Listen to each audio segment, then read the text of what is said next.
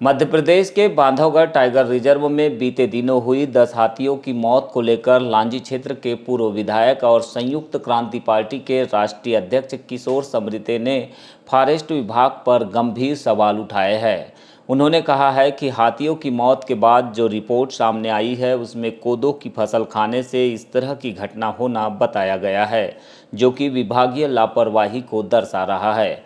उन्होंने कहा है कि आदिवासी हजारों सालों से कोदो और कुटकी का उत्पादन कर रहे हैं। आज तक हमने नहीं सुना है कि किसी आदिवासी ने कभी इस फसल में रासायनिक खाद या फिर कीटनाशक का उपयोग किया हो।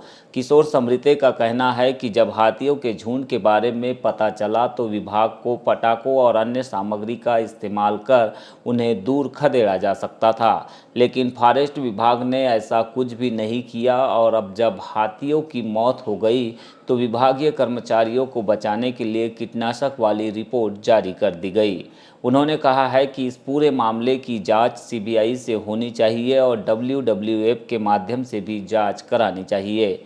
साथ में मुख्यमंत्री को इस पूरे मामले पर माफ़ी मांगनी चाहिए और एसीएफ अशोक वर्णवाल को सेवा से बर्खास्त करना चाहिए। डब्ल्यूडब्ल्यूएफ को मिलना चाहिए, है ना।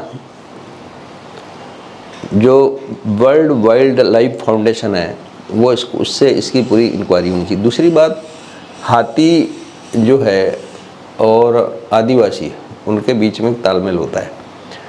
अब आदमी और आदिवासियों का एक अपना साथ होता है, ठीक है। आपने देखा होगा अफ्रीका से चीते लाए गए, चीते नहीं बचा पाई भारत सरकार, कितने करोड़ों रुपए खर्च करके ले आए।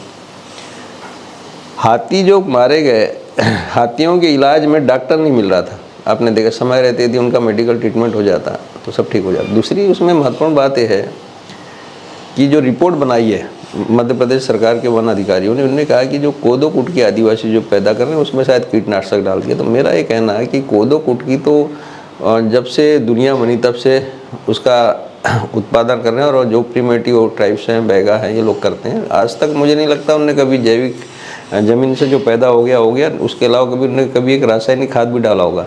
अब चूंकि ये लापरवाह है, इन लोगों ने हाथियों को ख़त्म हो गया इनकी गलती से। इनने खुद ने, मुझे लगता है कि हाथियों के जब हमले हो रहे थे फटाके और सारी व्यवस्थाएं कर नहीं पा रहे थे तो वन विभाग के अधिकारियों ने, मुझे लगता है कि साजिश की है और पीएम तक ने इस पूरे मामले में रिपोर्ट मांगी है। तो उसमें रिपोर्ट देने के पास इनके पास कोई आधार था नहीं, क्योंकि डॉक्टर भी इसमें लापरवाही पाई गई, वन अधिकारियों की लापरवाही पाई गई। उन्होंने बोला कि कोदो कुटकी में कीटनाशक डाल दिया।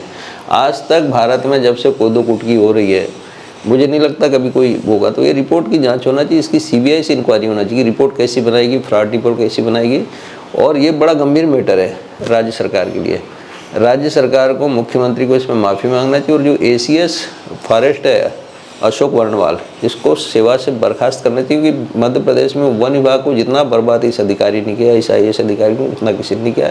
सबसे ज़्यादा भ्रष्ट और सबसे ज़्यादा बेईमान अधिकारियों को पालने का इसी का काम है। बालाघाट जिले में जितने भ्रष्ट IAS अधिकारी, उसको भी प्रोटेक्शन देने का काम यही करता है। कई चिट्ठियाँ हमने लिखी, लेकिन ये भ्रष्टाचार करके स्थिति एकदम बद से बदतर बना दी है पूरे मध्य प्रदेश की। और पूरे मध्य प्रदेश में जितने टाइगर प्रोजेक्ट हैं, जितने टाइगर सेंचुरी है, अकेले बांधवगढ़ की नहीं, कान्हा की, पेंच की, सतपुड़ा की, टाइगर रिजर्व की, और सबकी लगभग यही पोजीशन है। तो इन पूरे मामलों की सरकार को, चूँकि सरकार की साख सबसे ज़्यादा बदनाम हुई है, तो इस पूरे मामले की सरकार को सीबीआई इंक्वायरी कराना चाहिए और जितने लोग इसमें जिम्मेदार है सबको गिरफ्तार करवा के जेल भेजना चाहिए।